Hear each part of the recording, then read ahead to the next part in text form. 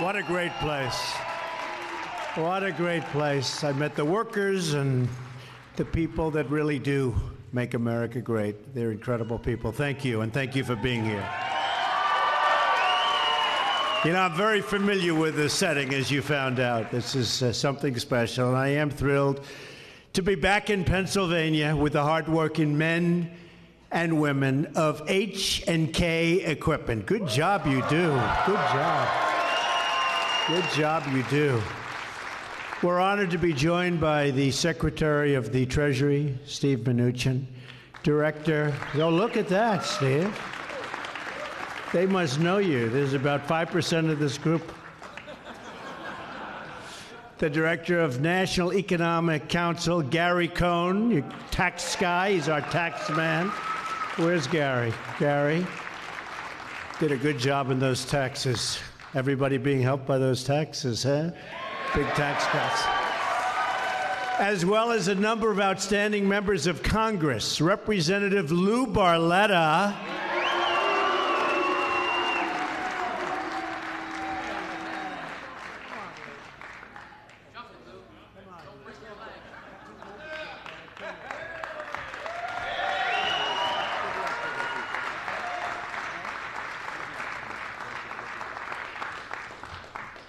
He's been a friend of mine for a long time. Here's another one, Mike Kelly. Mike, I won't have you go through and over those gates. Pat Meehan. Pat, thank you, Pat. Great job you do, Pat. These are like real friends of mine for a long time. Representative Keith Rothfuss. Does everybody know him? Keith Rothfuss. Thank you, Keith. Thanks for being here, Keith. A man that everybody in Washington knows and so respects, Bill Schuster. Bill. Thanks, Bill. Representative G.T. Thompson. And you know this, G.T., a person that people are hearing more and more about, a real friend and a spectacular man, Rick Saccone.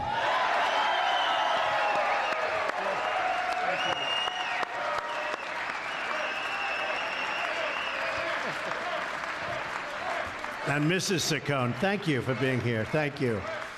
Special people. My daughter Ivanka is also here with us today.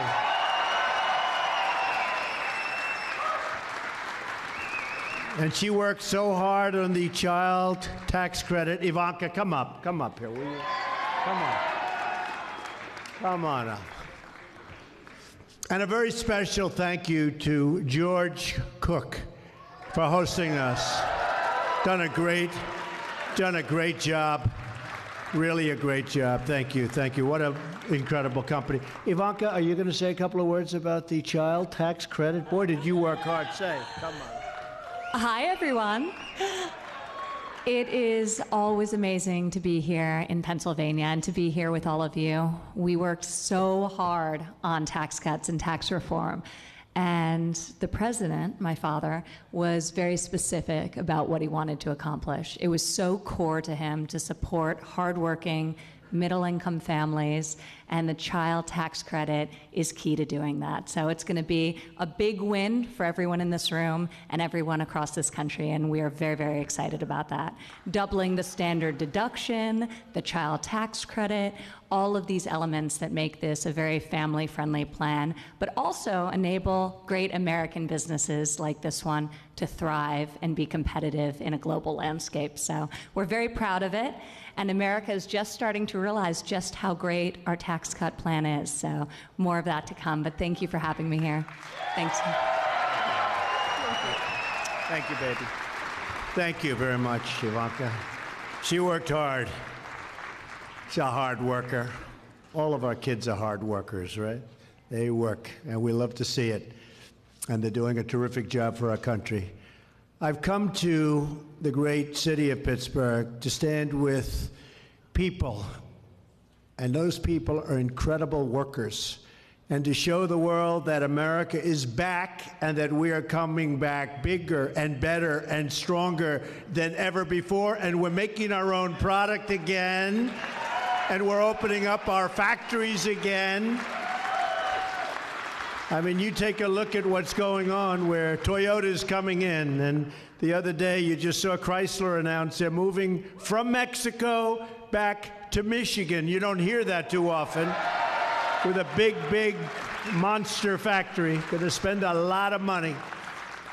At the center of America's resurgence are the massive tax cuts that I just signed into law. And it's also reform, but I usually just say tax cuts because that's what people, when they don't want to hear about the reform. Believe me, the reform is very important. We don't have to go into it. But the tax cuts are the most significant tax cut, most significant reform in American history, with tremendous tax relief for working families, for small businesses, for big businesses that produce jobs, for just about everybody, tremendous numbers, and you're already seeing what's happening. You're seeing what's going on. The signs of America's comeback can be seen at companies like this one, which just had its most successful year in its 35-year history. Congratulations. Good job. And I just learned from the powers that be that H&K Equipment will soon be making a $2.7 million capital investment thanks to the new tax cuts. So I appreciate that. And the workers appreciate that. It's good. You're doing great. Great job. Great equipment. That means more growth, and ultimately it means more jobs. So congratulations. We have created nearly 2.2 million jobs since the election. The unemployment rate is at now an 18-year low. I would say 17 years, and now it just lifted to 18 years. The number of Americans applying for unemployment benefits just hit a 45-year low.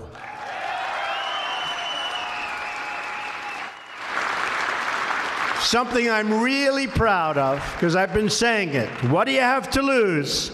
African American unemployment is at its lowest level ever recorded.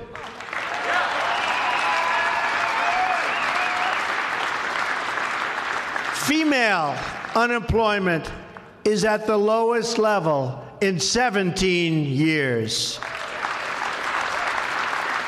Hispanic American unemployment has hit its all-time lows. Lowest ever. Pensions and retirement accounts are surging in value as the stock market smashes one record high after another. How many people have 401ks here? You're brilliant investors. I've had people come up, sir, my wife thinks I'm the most brilliant investor because I made 42% in the last 10 months, and that's pretty good. But people are happy. Anybody unhappy with the 401k? I don't think so, right? Wow. If we can keep it like this, we're going to win a lot of elections, that I can tell you. It's something. No, it's something. It's the economy, stupid. Did you ever hear that one? It's the economy. It is indeed. As soon as, really a few weeks from now, millions of American workers will be seeing the signs of America's comeback in their paychecks in February. Very simply, your paychecks will be much bigger because under our tax cuts, you will be keeping more of your hard-earned money.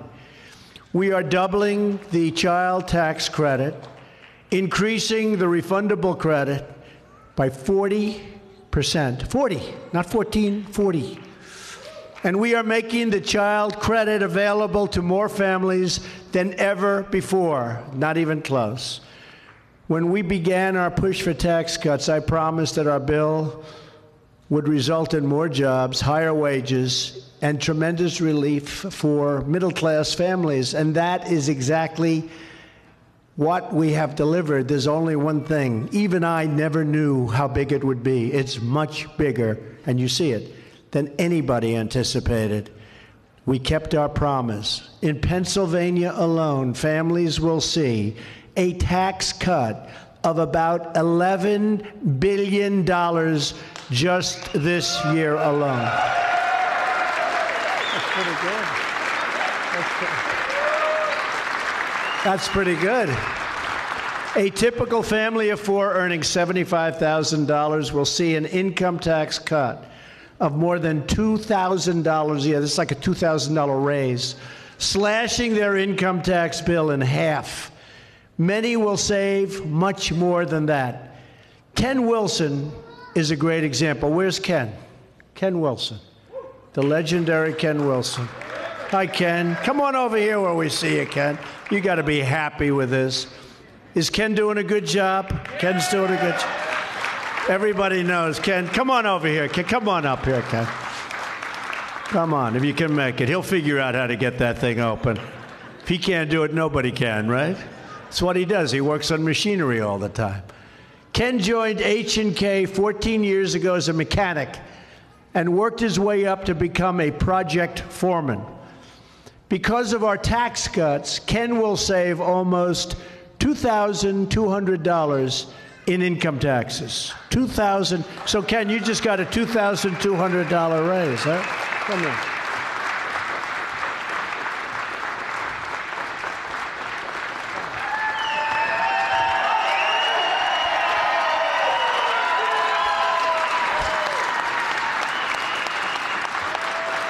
And if I had a head of hair like that, I really would have been. I would have been president years ago, Ken. Years ago. But we've nearly doubled the amount of income taxed at the rate of zero. So, Ken, you've seen a big difference? Absolutely. Come here. Thank you, man. He said just the right thing. You never know. Want to say something to your workers. Say something to your co-workers. It's not just me. It's everybody as a whole. This company is an incredible company. We work with a bunch of great people. Everybody pulled together this week and pulled this off. It was a sight to see. It's something to always remember here. So thank everybody. Obviously, thank you, Mr. Trump. Thank you. Thank you, Ken. He did good. He didn't know about that. He didn't know at all about that, right, Ken? Good job. And because we substantially reduced tax rates on American companies, economists estimate that annual household income will rise by an average of $4,000. Think of that. More than 2 million American workers have already received a tax cut bonus from their employers, pay raises, more money for retirement, checks as high as $2,000 or more, all because of our tax cuts.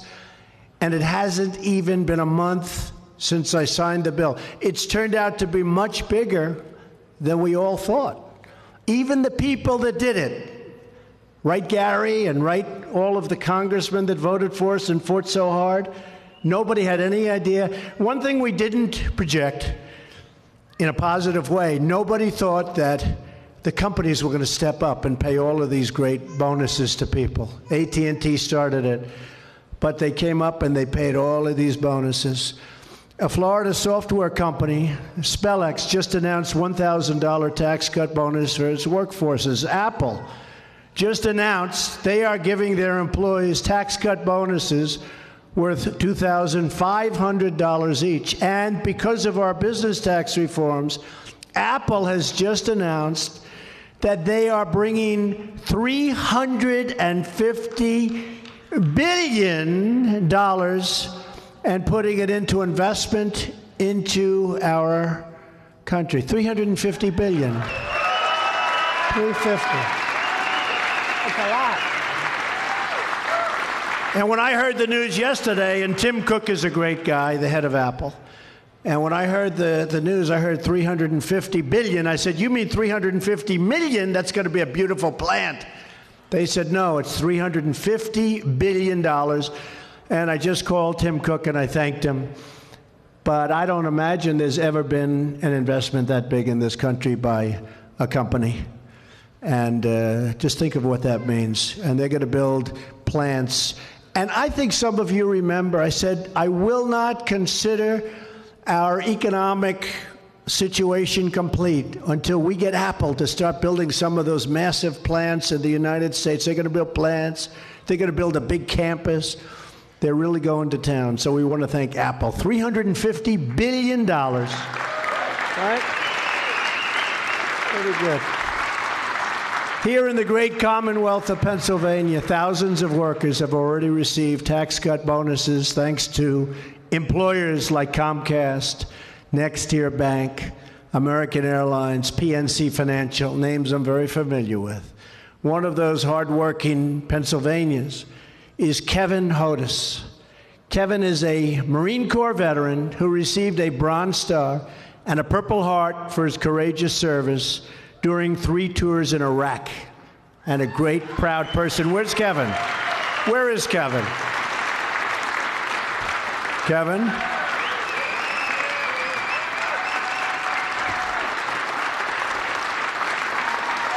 He kept that hand out like he didn't want to come up and speak. Thank you, Kevin. He started working for Comcast in 2016, and last week he received a $1,000 bonus check thanks to our tax cuts, right out of Comcast, right into his bank.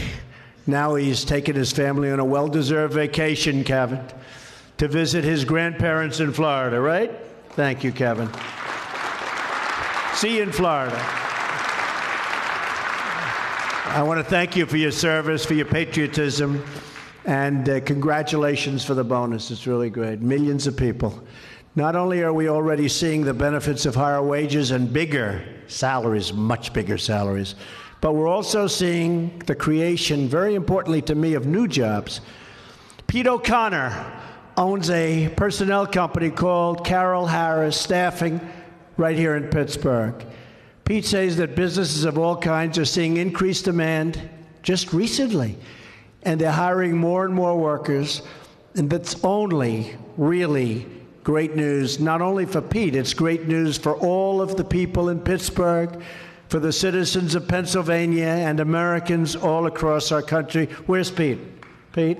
Thank you, Pete. You're seeing a big difference, right? Big difference? Big difference. We're putting America back to work, and we're ensuring the forgotten men and women of our country are never, ever forgotten again. Remember the deplorables? The deplorables. We're all deplorables. Who would have thought that was going to turn into a landslide, right? Who would have thought that was going to turn in? That was not a good phrase that she used. Some things you'd like to have back. And the good news keeps pouring in. Americans' monthly utility bills are also going down because major electric companies have announced they will pass their savings from taxes onto their customers. Tremendous reduction in certain companies and people's energy costs. That means we're not only seeing higher wages, but lower energy bills. And that's because of the tax cuts, but it's also because of the regulation cuts. When I spoke to the folks in the plant, they said the biggest thing is what's happened is regulations, cutting of the regulations. And we have regulations, but they're fair and they're reasonable. And they're actually just as stringent. But you go to one group for an okay. You don't have to get it 19 different times or 7 times or go to different agencies. It's within the realm of reasonable, and that's why people are opening up, they're expanding, and they're hiring more people. Our tax bill also took a historic step to restore health care freedom. No longer will the federal government punish you for fines if you can't afford an Obamacare mandated health plan, because we repealed Obamacare's cruel individual mandate, where you were supposed to go out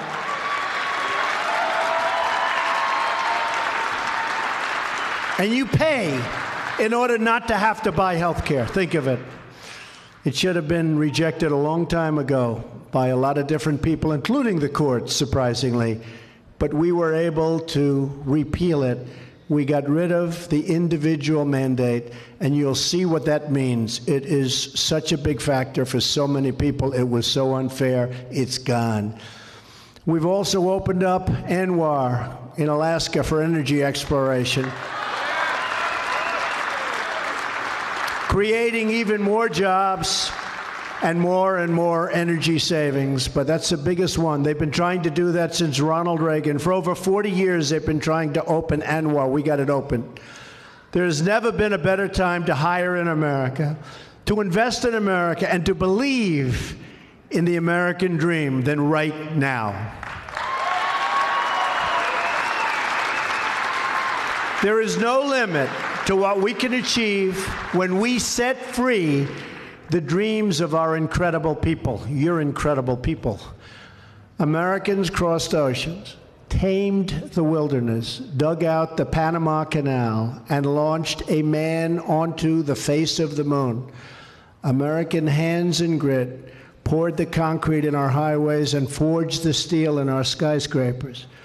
Americans built the Hoover Dam, the magnificent Hoover Dam, if you've ever seen it.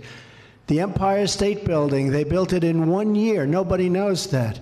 1 year. It was actually less than 1 year. The Empire State Building. We won 2 world wars.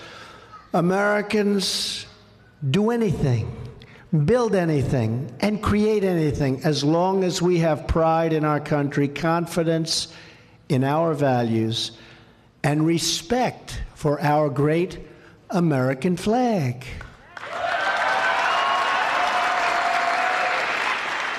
Right? Because America doesn't belong to the Washington power brokers. It belongs to you, and I think we've taught them that. Doesn't mean it's easy. It doesn't mean it's easy. It's nasty in Washington, but step by step by step, just keep going, right? Going. It is a nasty place. Woo. But we're getting it. Nobody thought we were going to have this kind of success so quickly. Thank you, darling. It belongs to the American people. With our destiny in your hands, America will once again be a nation that thinks big, dreams bigger, and always reaches for the stars. Nothing will keep this incredible nation of ours down. Nothing will stop us from reaching the highest peaks, because nothing is stronger than the strength and will and spirit of the American people. You are the ones who will shape America's destiny, especially all of these beautiful young people in the front. You are the ones who will restore our prosperity.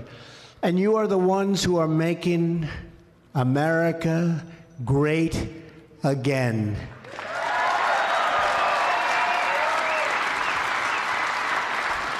So, as many of you know, that's what I talked about. Make America great again. America first. We put America first now. We're doing trade deals. We're doing a lot of things that I said we were going to be doing. It's not easy. These other countries have become very, very spoiled with taking advantage of us. But take advantage of us no longer, because now we want their country. For them, it should be their country first. But for us, it's America first. That's the way it is.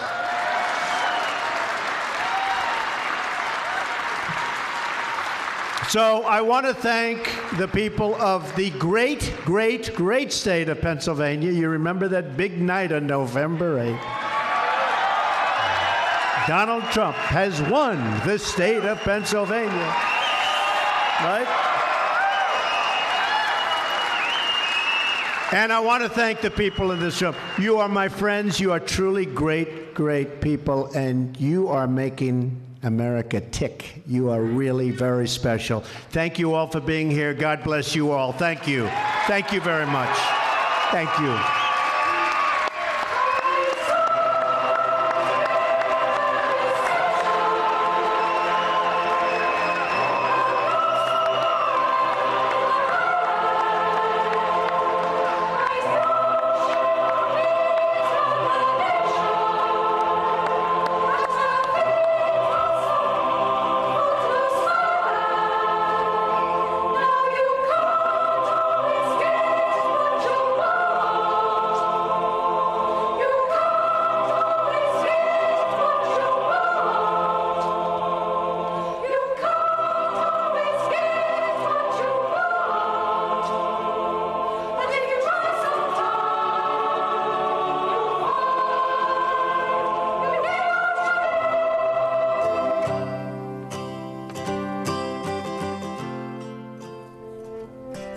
There you see President Trump shaking hands up on stage after delivering remarks at this manufacturing plant in Pennsylvania. Touting, of course, the great successes he says the economy has seen so far as a result of tax reform. That plan, of course, pushed through at the end of 2017, giving the president one big legislative win, a major legislative victory, just before the end of the calendar year. President Trump appearing there, of course, next to his daughter Ivanka, who also got up on stage and talked about some of the efforts she fought for in that tax reform plan. But there's a lot going on back in Washington that President Trump is going to return to in just a little bit. Hey, everyone, I'm Amna Nawaz. Joining me in Washington, D.C. at the White House North Lawn, Catherine Faulders is there. And over on Capitol Hill, Ali Rogan joins us as well. Ali, I want to start with you because, as we mentioned, there's some turmoil in Washington currently unfolding.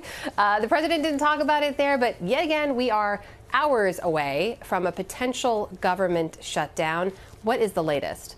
Yeah, Amna, we are staring a government shutdown in the face. It's less than 24 hours from now. So everyone is sort of waiting on tenterhooks to see how the House and Senate respond.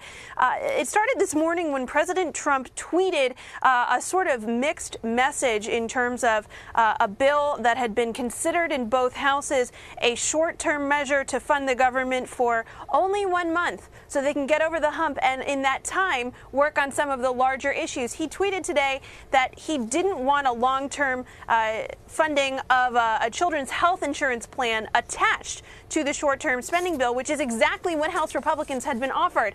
That sent everybody up here on Capitol Hill into a bit of a tailspin, trying to figure out what exactly he wants. Now the question is, even if this passes the House, which it looks like it might, what happens when it gets to the Senate? The votes aren't there. Republicans need a bunch of Democrats to vote through any short-term spending bill, and it's not looking like they have those votes now. So we're all in a wait-and-see mode, but it's not looking good in terms of keeping this government open past midnight tomorrow. So, Catherine, jump in here because we saw Senate Majority Leader Mitch McConnell yesterday basically say we're waiting to see what the president wants to see happen, and then we can move forward with this bill. We saw the president, as Ali mentioned, say that he doesn't want the children's health insurance program to be part of a short-term funding solution. Then a spokesman came out later and said, no, forget that. We're cool with the plan the Republicans have. So is the president the holdup here? We've had a lot of conflicting positions, obviously, throughout the day on this, and I think Ali laid it out really well. But when you talk about what the president wants here, he's not answering directly whether they think that there's going to be a shutdown or not. Some White House officials here are saying, there could be a 50% chance that there is a shutdown. So that's a huge percentage. And I think what the White House is doing now, what the president is doing, is framing this now, if there's a government shutdown, as the fault of the Democrats, that it's because they didn't get on board, that this is why the government is shut down, because they couldn't come to an agreement, because they are not putting priorities of funding the government first. They say this is plain and simple easy. But the reality is that it's Republicans, too, that the White House needs to get on board. And as Ali was saying, sent Republicans on Capitol Hill into a total flurry to figure out exactly what this White House's and what President Trump's message was here. So, right now, they don't seem particularly confident, but really are gearing up for when there's a shutdown, that it will be all the fault of the Democrats. At least that's what the White House says. Okay, so Ali, help us understand here now. This CHIP program, the Children's Health Insurance Program, is one we've heard about a lot. The other issue on which it looks like Democrats have really dug in is the future of DACA recipients, the Deferred Action for Childhood Arrivals Program recipients. Is there any chance that that becomes part of whatever bill they end up moving forward? Amna, as long as Republicans control the House and the Senate, which they do, there's not going to be any attachment to this short-term spending bill of anything related to immigration. The sides, there are many, and they can't seem to get to a deal. You've got the immigration hardliners who want way more than what a bipartisan plan has already offered. You have those centrists in the middle, and then you have liberals who still say they want nothing short of a pathway to citizenship. So in terms of getting something on DACA in the next couple days, that's looking less and less likely. What is more likely is that there's going to be some period in which the essential functions of the government only continue and the rest of the government shuts down. And then we don't really know where it goes from there. We don't know what is going to be then the impetus for them to get back to the table and start talking. What some folks have been talking about up here just in the past couple hours has been a very, very short funding bill, just 1 or 2 days, to bridge the gap for Democrats and Republicans to come together and work out some of these bigger issues. But there are just still so many questions up in the air. As Catherine mentioned, it's not clear that all Republicans in the Senate will be in favor of such a short-term bill. They want, number one, a longer-term budget because they argue that that helps the military more. And then on the Democratic side, you have folks who are still saying, we're not going to vote for anything you bring to us unless you include something on DACA. And as I mentioned, Amna, that's just not going to happen. So, Catherine, I think a lot of people watch this unfolding and are just sort of amazed that this is now the routine way that legislators seem to do this every time it comes up. But I want to ask you about the president here, because he's expressed some very specific views on government shutdowns in the past. In years past, before he was in elected office or even a candidate, he's talked about a government shutdown as something that the Republicans in Congress then should go for. He praised Speaker Boehner at the time for standing firm and approaching a government shutdown. Have we heard anything from the White House about how they're viewing that now? Yeah, some interesting past comments from him where he said, you know, a government shutdown may be a good thing.